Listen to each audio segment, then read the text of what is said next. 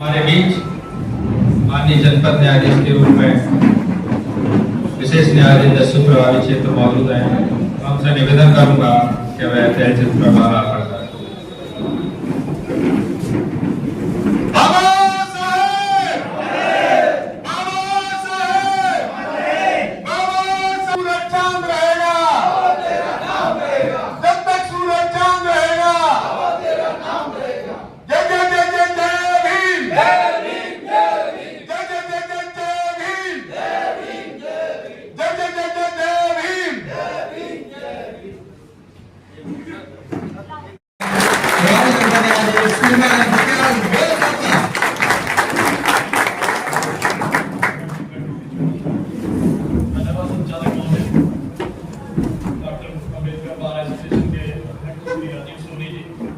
अध्यक्ष श्री राजेंद्र कुमार जी और सम्मानित पदाधिकारीगण और माननीय भीमराव अम्बेडकर जी का जन्म वर्ष 1891 में हुआ था। आज हम उनकी 135वीं वर्षगांठ मना रहे हैं। ये बात सही है कि अगर हमारे नए भारत का सबसे इम्पोर्टेंट कोई ग्रंथ है तो हमारा संविधान है। वही हमारा मार्गदर्शक है। उसी से हमें अपने अधिकार, अपने कर्तव्यों, अपने कैसे हमारा समाज चलेगा, कैसे हमारी राजनीति चलेगी, कैसे हमारी सरकार चलेगी, हर चीज कैसे हम लोग नौकरी पाएंगे, कैसे हर चीज का उसमें प्रावधान दिया गया है। तो ये तो तय है कि हमारे अगर कोई मार्गदर्शक है तो डॉक्टर अम्बेडकर साहब है, क्योंकि उन्हीं का लिखा ग्रंथ हमारा मार्गदर्शक है। तो हम उनको हमेशा हमारे तरफ से बहुत बहुत श्रद्धांजलि रहेगी, क्योंकि उन्होंने भारत को एक ऐसा ग्रंथ दिया है जो हमारे सब अधिकारों का, हमारे सब भारत के नागरिकों का एक तरह से वो कवच है उसके हमारे, जिससे हम आगे चलते हैं। अभी हमसे पहले किसी ने बोला था, वो सही है कि अम्बेडकर जी के उन्होंने कहा था be educated, be organize and do education. सही बात है। एक बात उन्होंने और कही, एजुकेशन वो चीज़ है जैसे हमारे लिए भोजन की जरूरत है हमारे शरीर के लिए, एजुकेशन हमारी एम्प्लॉयमेंट के लिए जरूरी है। एजुकेशन को हमें ज़्यादा से ज़्यादा लोगों में पहुँचाना है। जो लोग चाहे किसी भी समाज से है, जो एजुकेटेड नहीं है, वो कहीं ना कहीं वास्तव में वो पीछे है, पिछड़ा हुआ है। तो एजुकेशन को ज़्यादा से ज़्यादा लोगों के बीच में पहुंचाना है, जिससे हमारी सेल्फ रिस्पेक्ट बनेगी। अगर हम एजुकेटेड होंगे, सेल्फ रिस्पेक्ट होगी, तो हम अपने अधिकार, अपने कर्तव्यों के प्रति स्वयं ही जानकार हो जाएंगे, हम लोग आगे बढ़ सकेंगे। उसी से एजुकेशन से हम ऑर्गेनाइज होंगे तो एजुकेट कर पाएंगे, अपने अधिकारों का ख्याल रख पाएंगे। तो हम लोगों का कर्तव्य है कि हम लोग ज़्यादा से ज़्यादा लोगों को एजुकेट करें, और जहाँ जरूरत है वहाँ संगठित हो, और जहाँ जरूरत है कोई भी ऐसा विषय है जहाँ पे किसी के साथ अन्याय हो रहा है, वहाँ पे हम अपना विरोध भी करें, क्योंकि बिना विरोध के वो सारी चीज़ें हो नहीं पाती हैं। नहीं तो जैसा चला आ रहा है वैसे चल रहा है। आप लोगों ने इतना अच्छा एक कार्यक्रम किया है, ये वास्तव में समय की जरूरत है। ये कोई ऐसी चीज़ नहीं है कि जो हम लोग बिल्कुल एक लिप सर्विस है, ऐसी बात नहीं है। ये समय की जरूरत है, क्योंकि ये चीज़ें हमेशा बड़ी प्रासंगिक बनी रहेंगी। हम लोग का हमारा देश है, बहुत बड़ा देश है, बहुत तरक्की कर लिया। वास्तव में हम सब लोग एजुकेटेड अभी भी नहीं है, हमारे अधिकार हम सब लोग को मिल नहीं पा रहे हैं। लोग बहुत गरीब हैं, कुछ लोग जानते हैं कि उनको न्याय के, हमारे सामने भी कुछ ऐसे केस आते हैं, हमको लगता है कि ये शायद इस आदमी को न्याय नहीं मिल पा रहा है। हम लोगों को न्याय दिलवाना है, और हमारी इस तरीके की गोष्ठियाँ बहुत प्रासंगिक हैं, एक और प्रासंगिक बनाना है। और यहाँ से हम लोगों को, जैसे पहले भी किसी ने कहा कि हमें कोई एक वो लेके जाना है, प्रेम करना है कि हम लोग आगे भी अपने समाज के लिए कार्य करेंगे। इसी के साथ मैं आप लोगों को बहुत बहुत धन्यवाद देता हूँ। आप लोगों ने मुझे बुलाया, और मैं हमेशा ये अपेक्षा करता हूँ कि हम सब लोग ऐसे ही कार्यक्रम करते रहेंगे और समाज को आगे बढ़ाने में अपना दायित्व का निर्वहन करेंगे।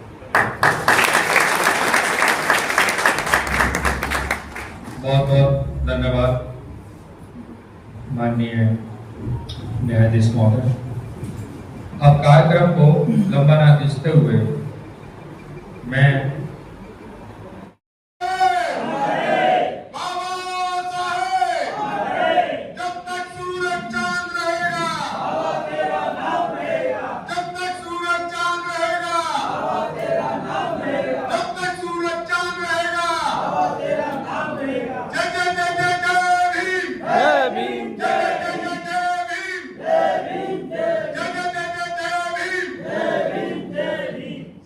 वर्तमान स्थिति हिंदी में, क्योंकि बाबा साहब पर तो बहुत सभी बोलेंगे, सभी जानते हैं बाबा साहब ने क्या किया और आज हम जो भी हैं बाबा साहब की वजह से हैं। लेकिन एक बड़े दुख की बात है, अभी पिछले 14 अप्रैल के दिन ही हमारे कुछ बच्चे आगरा जनपद में जैसे हर्षोल्लास के साथ बाबा साहब का जन्मदिन मनाते हैं वो भी मना रहे थे, और उनको पुलिस प्रशासन ने जबरन माननीय सर्वोच्च न्यायालय की विधि व्यवस्थाओं के विपरीत कानून का उल्लंघन करते हुए उन्हें जेल में डाल रखा है। एसीपी जानबूझ करके छुट्टी लेके चला गया है, और जो सहाय है कि वो जानबूझ करके उनकी जो बेल नहीं दी है।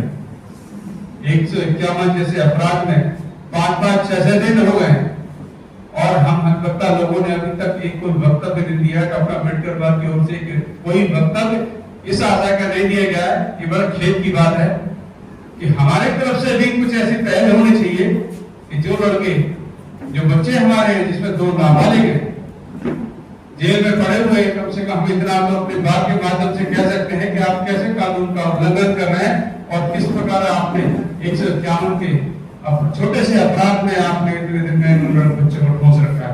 आपको सबको एक बात की जानकारी और होगी कि वो उन बच्चों में जो एक माँ का बच्चा और था, उसके घर में जब पुलिस जाती है, धमका जाता है, तो उसकी माँ के द्वारा सुसाइड कर लिया जाता है। तो साथियों, बाबा साहब का जन्मदिन तो हम मना रहे हैं, लेकिन हम बाबा साहब के अग्रणी प्रहरी हैं और संविधान को बचाने के लिए अग्रसर हैं। हमारा और आपका नैतिक दायित्व बनता है कि हमें इसके लिए कुछ करना चाहिए। मैं कई दिन से देख रहा हूँ, कई लोग मेरे संपर्क में हैं।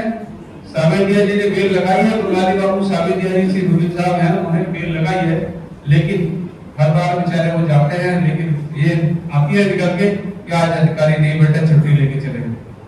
तो मेरा खासकर जो पदाधिकारी गण है और साथ ही जितने भी अधिवक्ता बैठे हैं, हमें थोड़ा बाबा साहब का जन्मदिन के उपलक्ष्य में जो हमारे जो बच्चे हैं, हमारी जो पीढ़ी है जेल में पड़ी हुई है, हमें कोई एक संदेश देना चाहिए, अपनी बात के माध्यम से एक अल्टीमेटम देना चाहिए कि इतने निर्णय नहीं छूटे तो हमें कुछ न कुछ करना पड़ेगा। तो मैं इसीलिए, क्योंकि पीड़ा थी, इसीलिए मैंने व्यक्त की, और मैं इसी के साथ आप सबको पढ़े बाबा साहब के जन्मदिन के हार्दिक शुभकामनाएं देना चाहता हूँ। जय भीम, जय भारत।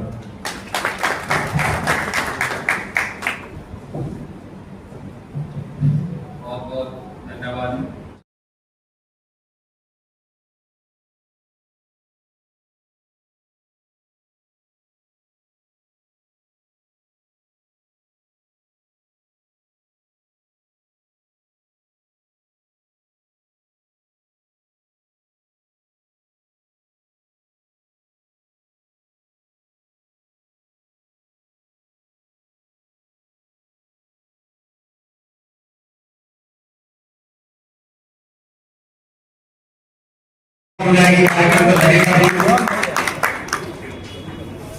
जिसने अपनी कलम का एहसास करा दिया, जिसने अपनी कलम से इतिहास रच दिया, जिसने अपनी कलम से कलम की ताकत का एहसास करा दिया, जिसका जन्म 14 अप्रैल 1891 में मऊ में हुआ, जिसने गरीब शोषितों को समानता का अधिकार दिया, जिसने समानता का अधिकार दिया, जाति से नहीं योग्यता से इतिहास बनता है, जाति से नहीं योग्यता से इतिहास बनता है।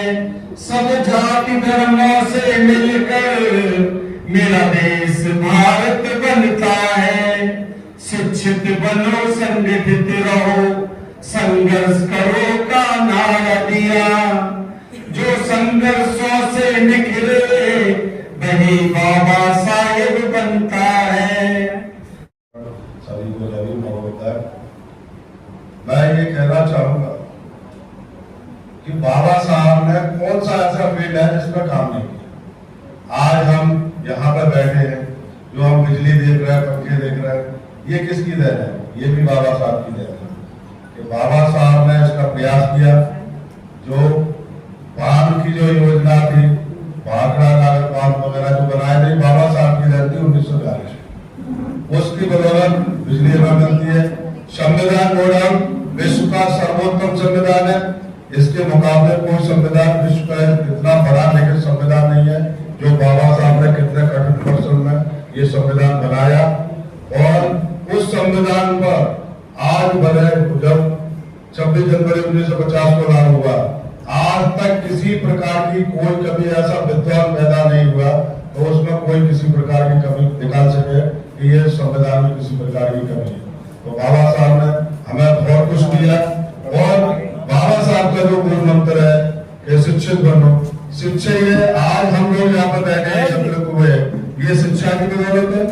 तो हम आप लोगों से सभी से निवेदन करूंगा कि अपने पास पड़ोस में अपने बच्चों को, अपने घर वालों को शिक्षित जरूर बनाए, क्योंकि शिक्षा ही एकमात्र ऐसी चीज है, ऐसी कुंजी है जिससे सभी ताले खुल सकते हैं। तो जो बाबा साहब का पहला मूल मंत्र है उसका अवश्य पालन करें।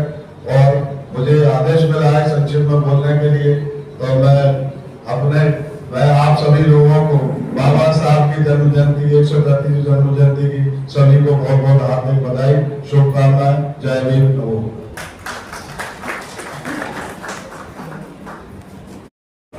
हर बसर हो गया है कलम का तुम्हारे, असर हो गया है कि तुम्हें याद करना और इबादत है मेरी। मेरे दिल में तुम्हारा ही घर हो गया है कि बाबा की देखी तस्वीर मेरे मन में बस गई। बाबा की देखी तस्वीर मेरे मन में बस गई, मेरे मन में बस गई, मेरे मन में बस गई। बाबा की देखी तस्वीर मेरे मन में बस गई। और जिस तरह महातालाब का जिक्र हुआ है उसे कैसे कहा गया है, गाना सुनिएगा कि महाड़ में बाबा भीड़ खड़े थे, महाड़ में बाबा भीड़ खड़े थे, पानी पिलाने के हक पे लड़े थे, पानी पिलाने के हक पे लड़े थे। समता पाने को, समता पाने को वहां पर जंग छिड़ी, समता पाने को वहां पर जंग छिड़ी।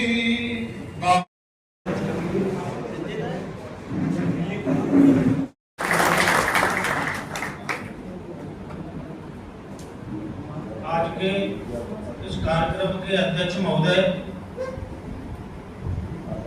पूर्व अध्यक्ष महोदय प्रथम साहब, पंचायती पदाधिकारीगण एवं उपस्थित सभा में मेरे वरिष्ठ कनिष्ठ एवं साथियों,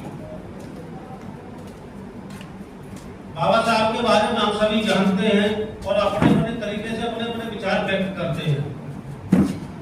मगर मैं ये कहना चाहूंगा कि जब देश हमारा आजाद हुआ तो अंग्रेजों ने एक शब्द कहा था कि तुम्हारे पास कोई संविधान तो नहीं है, नीतियां तो नहीं है, किससे देश चलाओगे अपना।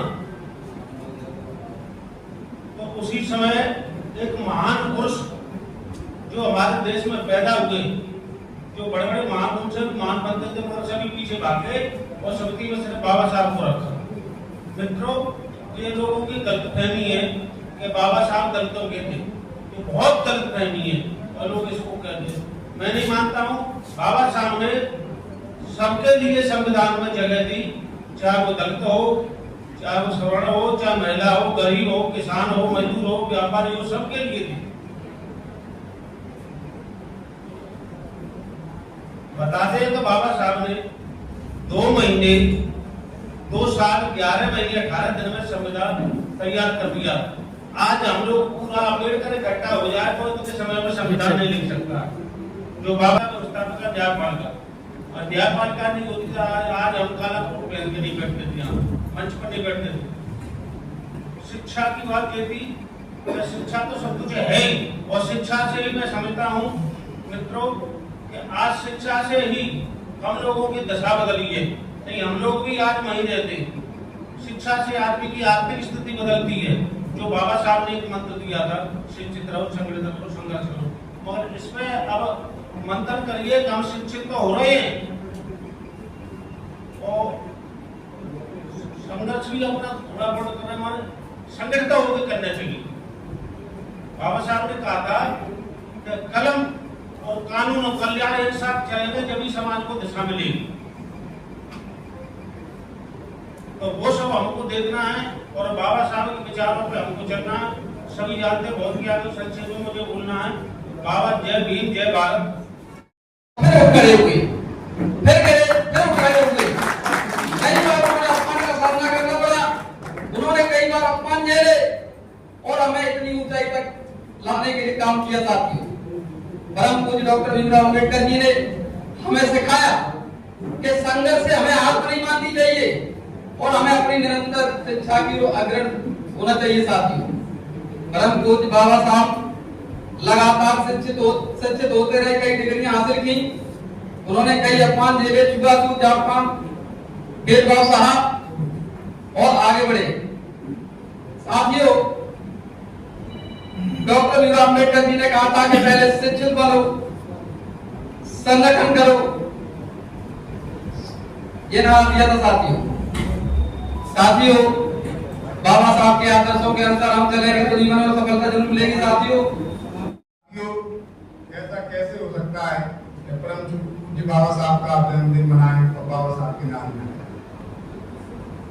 साथियों, परम पूज्य बाबा साहब जो हस्ती हैं, उनके बारे में कुछ भी कहना सूरज को दीपक दिखाना जैसा होता है। और आप सभी लोग जो यहाँ बुद्धिजीवी वर्ग से उपस्थित हैं, आपको बाबा साहब के बारे में सब कुछ पता है, इसलिए मैं बाबा साहब के बारे में कुछ ना कह के वर्तमान की परिस्थिति में आपसे कुछ वार्ता करना चाहूंगा। साथियों, वर्तमान की स्थिति ये है कि बाबा साहब ने जो नारे दिए थे, उनमें से एक नारा था शिक्षा का। शिक्षा ने खास तौर से बाबा साहब ने शिक्षा के बारे में कहा था कि हम लोगों को, अपने लोगों को शिक्षित अवश्य रूप से होना चाहिए। अगर हम शिक्षित होंगे, शिक्षित करेंगे तो ही हम कुछ कर पाएंगे, अन्यथा हम कुछ नहीं कर पाएंगे। हम जितने लोग काले कोट में यहाँ बैठे हुए हैं, ये उसी शिक्षा का परिणाम है कि आज हम लोग काले कोट पहनकर बैठे हुए और न्यायाधीशों के समक्ष ओजस्वी वाणी में हम अपनी विचार रखते हैं। तो आज स्थिति ये है, मैं कहूंगा किसी को बुरा लगे तो पहले से क्षमा चाहता हूं। आज स्थिति ये है, खासतौर से आगरा की बात कर रहा हूं, कि शिक्षा के क्षेत्र में हमारा समाज इस समय 0% है। वर्तमान में स्थिति ये है, आप माने चाहे नहीं माने, लेकिन समाज में शिक्षा की स्थिति 0% है। मैं आप लोगों को धन्यवाद देता हूं, बधाई देता हूं कि आज अप्रैल के महीने में आप हर्षोल्लास से बाबा साहब का जन्मदिन मनाते हैं।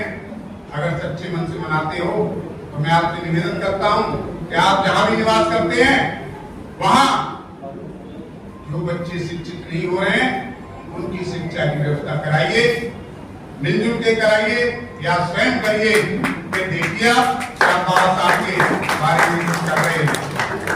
दूसरा एक ज्वलंत मसला मैं उठाना चाह रहा हूं। मैंने देखा है कि परम पूज्य बाबा साहब के नाम पर, तथागत गौतम बुद्ध के नाम पर तमाम संगठन लोगों ने बना रखे हैं और उसके संचालक बनके पूरे आगरा में, पूरे प्रदेश में, पूरे देश में घूमते हैं।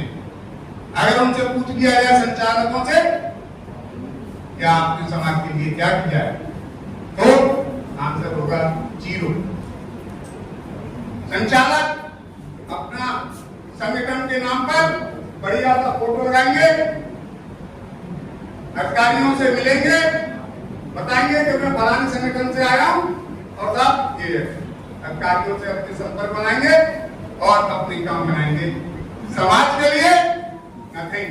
जैसा कि अभी हमारे साथी रमेश चंद्रा जी ने कहा, परशुराम चौक के नाम पर हमारे 4-5 बच्चों को जेल में डाल दिया गया, जबकि इस परशुराम चौक पर परशुराम जी की मूर्ति नहीं है।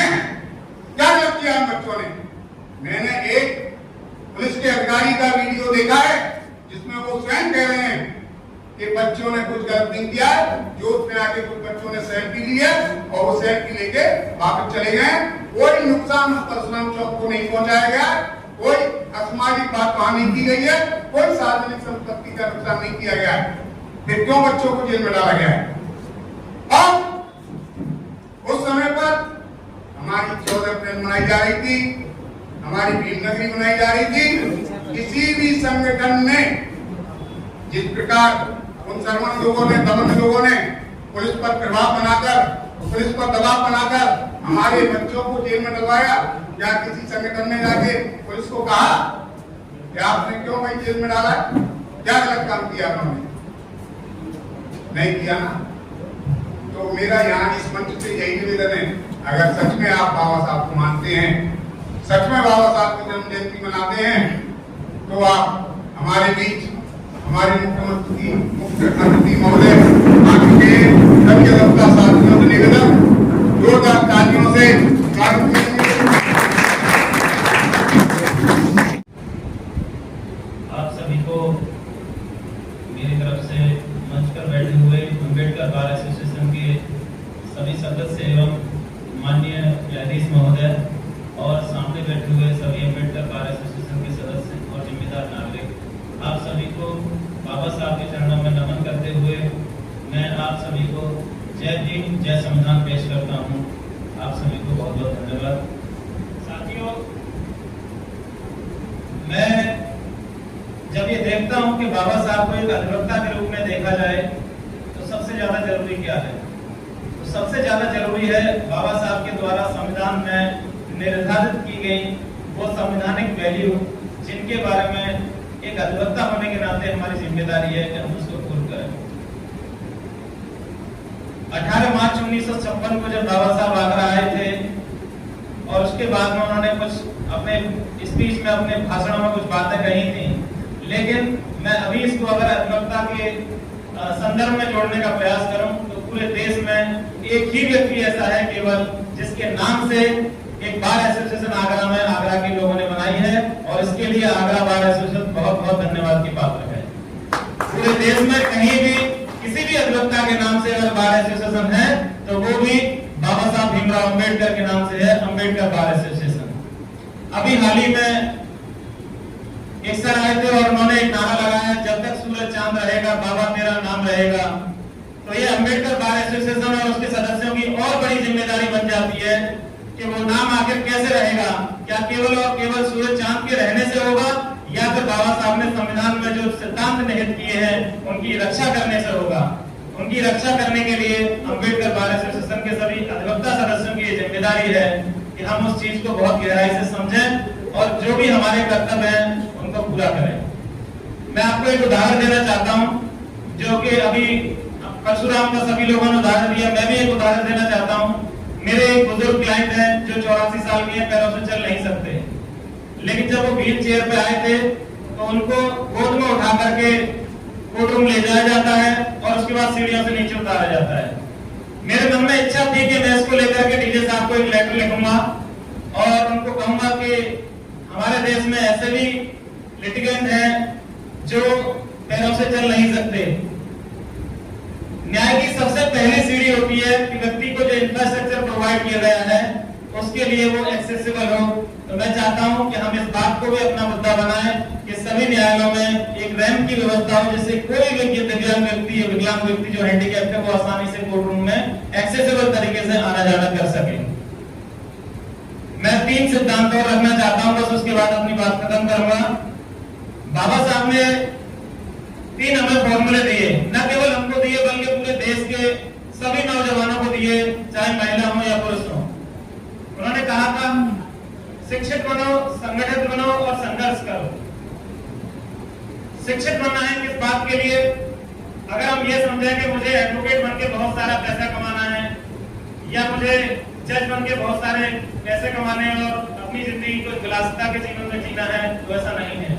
बाबा साहब का मतलब था कि हमें शिक्षित बनना है, न्याय के सिद्धांत की सुरक्षा के लिए हमें संगठित होना है किसी भी अपराध के खिलाफ, और हमें संघर्ष करना है किसी भी गलत के खिलाफ। और संघर्ष अम्बेडकर होने का सही मायने में मतलब यह है कि गलत के खिलाफ खड़े होइए, और उससे भी ज्यादा मतलब यह है कि आप जब गलत के खिलाफ खड़े होते हैं तो चाहे आपके फेवर में कितने लोग हैं कितने नहीं है ये मायने नहीं रखता है। अगर आप बाबा साहब भीमराव अम्बेडकर के संवैधानिक सिद्धांतों को मानते हैं तो फिर ये मायने नहीं रखता है कि आपके खिलाफ कितने लाख लोग हैं, मायने ये रखता है कि आप बाबा साहब के सिद्धांत के साथ हैं या नहीं। इन्हीं बातों के साथ मैं अपनी बात को पूर्ण विराम देता हूँ। धन्यवाद। जय हिंद। पूरी भाषा रहन सहन का अंतर है, उन सबको उनके अनुसार, उनके धार्मिक कल्चर के अनुसार स्वतंत्रता और आजादी दी, साथ ही साथ आजादी दी कि कोई भी व्यक्ति भारत के किसी भी कोने में किसी के साथ कभी भी आ जा सकता है, व्यापार कर सकता है, रह सकता है, इसके साथ कोई भेदभाव नहीं किया जाएगा। तो इस तरह की जो सोच थी परम पूज्य बाबा साहब की, वो आज के जमाने से भी 100 साल ऊपर थी। इतना गहन अध्ययन, चाहे देश की इकोनॉमी क्षेत्र में हो, रिजर्व बैंक की स्थापना, चाहे हम बिजली, पानी, भांगड़ा नागर बांध, ये सारे जो मेन स्ट्रक्चर है जो कॉन्स्टिट्यूशन में दिखता है, इसके साथ साथ जो बाबा साहब ने इसके फीडबैक में जो काम किया, वो भारत को सुंदर बनाने का काम किया और ऐसी ऐसी योजनाओं पर काम किया जो योजना आज भी, चाहे एम्स हो, चाहे IIT हो, चाहे यूनिवर्सिटी हो, चाहे यहाँ के इंस्टीट्यूट हो, चाहे उद्योग घराने हो, जो भी है, ये सब की सब दिन परम पूज्य बाबा साहब की है। मैं बहुत बहुत आभार व्यक्त करता हूँ दिवाकर साहब का, कि उन्होंने इस कड़ी में अपनी बात रखी।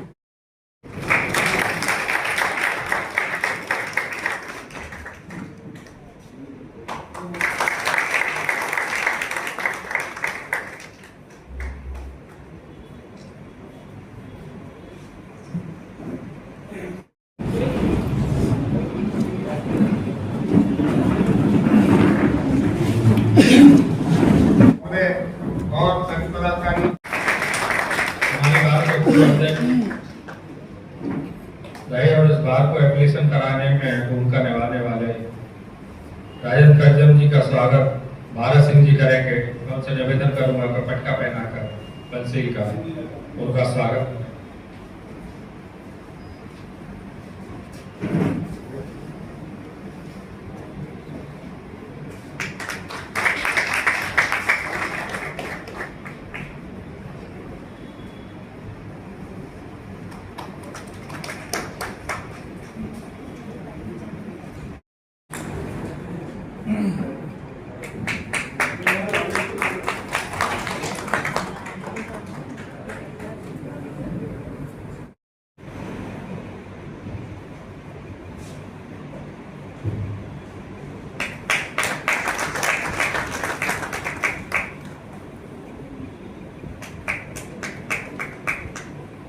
सुशील जी से भी निवेदन करूंगा वो भी आ जाए और माला पहनाकर स्वागत करें।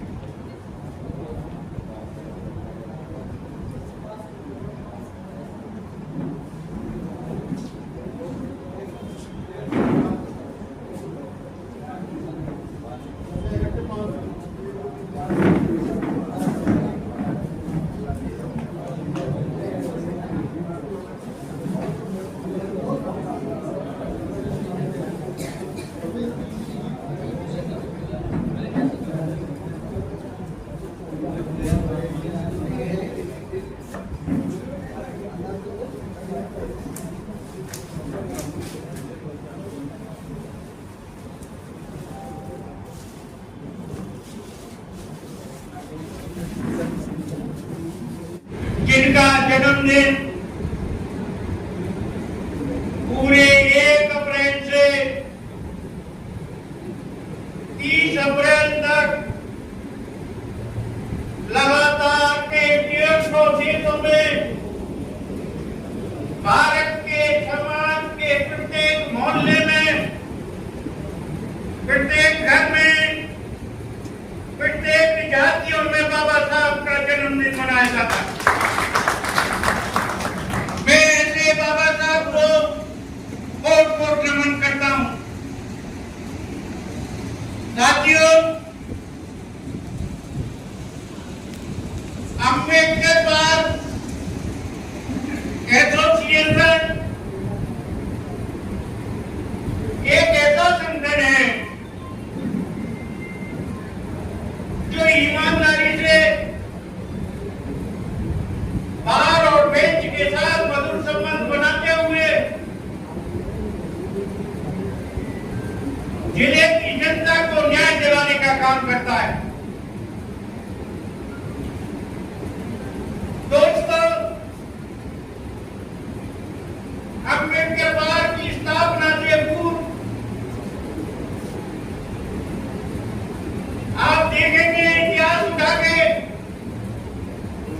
तो आंध्र में 6 महीने की हड़तालें हुआ करती थी। 6 महीने तक लगातार हड़ताल हमारे देश के जो न्याय के लिए बातकारी आ रहा था,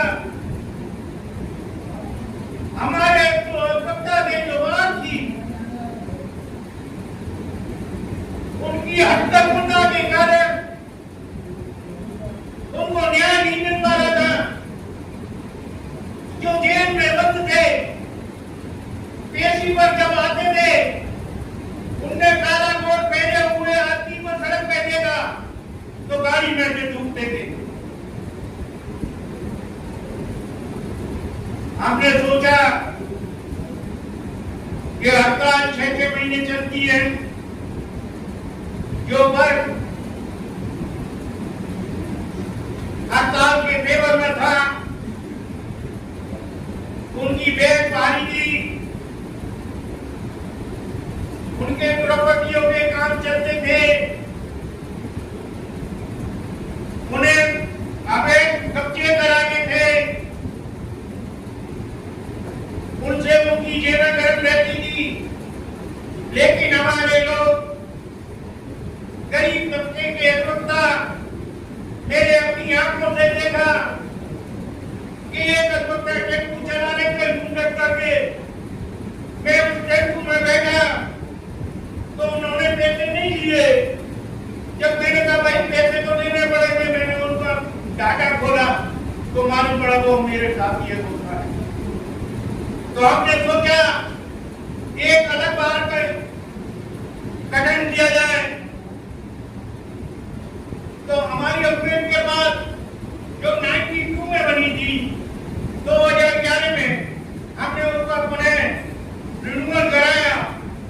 और आपको बता दूं कि 2011 में रिन्यूअल हमने कराने की जरूरत इस वजह से पड़ी कि 6 महीने की हड़ताल थी और 6 महीने की हड़ताल में एक हमारे नुमाइंदे वो मंच से कह रहे थे कि जो भी अधिवक्ता काम करते हुए पाया जाएगा तो उसके काली तोप दी जाएगी।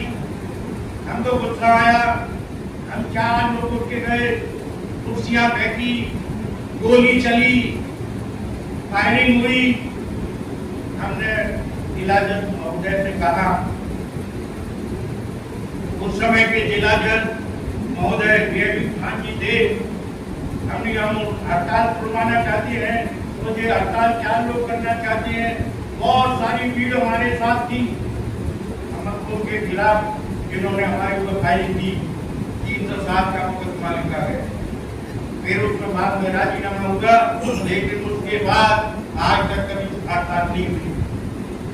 अम्बेडकर बात बहुत विशाल बात है, 550 अधिवक्ता हमारे साथ हैं, इसलिए आप उनकी हड़ताल करने की हिम्मत नहीं करते।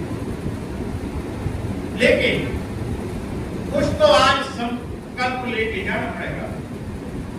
हम बाबा साहब की बात करते हैं, बाबा साहब को पढ़ते नहीं, मंच पे आके भाषण देते हैं और बाबा साहब की बातों का, बाबा साहब के सिद्धांतों का जो उन्होंने बताया, अगर उसमें जिंदगी में अमल करते तो देश और हमारा समाज कहीं बहुत जगह पहुंच गया होगा। जो लोग अभी कहा किसी ने कि परशुराम चौक पर लड़के बंद हैं, जिस दिन अखबार में छपा कि रात को लड़के उठाए हैं, मैंने कुछ अपने साथी भेजे थे, उनकी सुबह एक से कानून में जमानत हो गई थी, उनके गार्जियन ने हमें बताया और हम उनसे लगातार संपर्क में मेरी डॉक्टर भी नहीं है कोई जेल में। दूसरी चीज तो बाबा साहब ने जो चीजें बताई, बाबा साहब को आप पढ़े तो उनको अमल में लाए। मैं उनके किसी की आलोचना नहीं करना चाहता, इस मंच के माध्यम से समय का अभाव है, थोड़े से इधर मेरे इशारे हो रहे हैं। तो दोस्तों 2014 में पहली बार जनरल सेक्रेटरी बना तो मैंने वकालत लोगों के सामने रखा, क्या हम वकालतनामा जारी करा?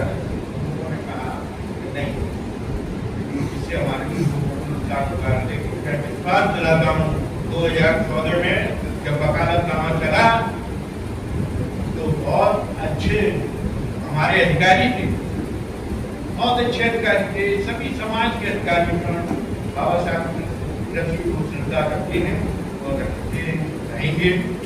बाबा साहब के विषय में जो भी बताऊं बाबा साहब अथाह सागर के उन पर शोध हुए हैं, उनके विषय में हम जो भी कहेंगे वो हमारा तुच्छ ज्ञान ही होगा। लोग कभी कभी चर्चा करते हैं कि बाबा साहब जो है दलितों के मसीहा थे, बाबा साहब ने केवल दलितों के लिए ही कुछ किया है। मैं आपको बता दूं कि बाबा साहब ने दलितों के लिए नहीं, पूरे हिंदुस्तान के लिए सब कुछ किया है, सब कुछ ही किया है। समता मूलक समाज की स्थापना के लिए जब हिंदू कोड बिल लाया गया था तो उन्होंने आवाज उठाई थी और उनकी बातों को दरकिनार किया जा रहा था तो उन्होंने इस्तीफा दे दिया था। मेरा जय भीम। सम्मानित मंच, इस देश में जन्मे समस्त संतों को महापुरुषों को नमन करते हुए शांति के प्रभु विश्व में शांति का पाठ करने वाले तथागत सम्यक संतों को कोटि कोटि नमन। और आज जिस महामानव की जयंती को हम लोग मनाने के लिए यहाँ उपस्थित हुए हैं, उनको बार बार क्या जीवन भर अगर हम जब तक जीवित रहे उनको नमन करते रहेंगे, हमारे लिए बड़े सौभाग्य की बात है, क्योंकि उन्होंने इस देश में सभी को बराबरी का अधिकार दिया। किसी जाति, किसी धर्म, किसी लिंग भेद को ना करते हुए उन्होंने सभी को समान अधिकार दिए। और उनके जो 3 नारे, शिक्षित बनो, समृद्ध रहो और संघर्ष करो, मुझे लगता है कि वो हमारे शिक्षित समाज में भी आज कामयाब नहीं है। उसका सबसे बड़ा उदाहरण वर्तमान में होने वाले बाहर के चुनाव, जिनमें हम लोगों ने शिक्षित होने के बावजूद भी 550 लोग और इस आगरा को दलितों की राजधानी के कहे जाने के बावजूद भी अपने समाज के किसी भी एक भी व्यक्ति को हम लोग 100 वोट तक नहीं दे पाए। तो क्या हम संघर्ष करेंगे जब हम संगठित नहीं है? शिक्षित होने के बावजूद जो एक शिक्षित समुदाय यहाँ बैठा हुआ है, ये मेरी पीड़ा है, व्यक्तिगत पीड़ा है, क्योंकि इससे सिर्फ हमारे अधिवक्ता समाज को नहीं, इससे दलितों की राजधानी कही जाने वाले इस आगरा पर भी प्रश्न उठते हैं। और इस पूरे देश में अधिवक्ताओं ने आगरा की बहुत ही ज्यादा प्रशंसा की इस बात के लिए कि बताइए कि दलितों की राजधानी में भी अपने एक किसी साथी को वो 100 वोट देकर नहीं आ पाए। और अगर जोड़ा जाए तो शायद 550 वोट भी हमारे समाज के अधिवक्ताओं को, जो बार के प्रत्याशी के रूप में चुने गए, मतलब खड़े हुए, उनको नहीं मिले। तो आप सोचिए कि शिक्षित समाज में एक 5 साल के लिए या 6 साल के लिए या 7 साल के लिए भविष्य में कब चुनाव होंगे, हमने एक बड़े अच्छे अवसर को खो दिया।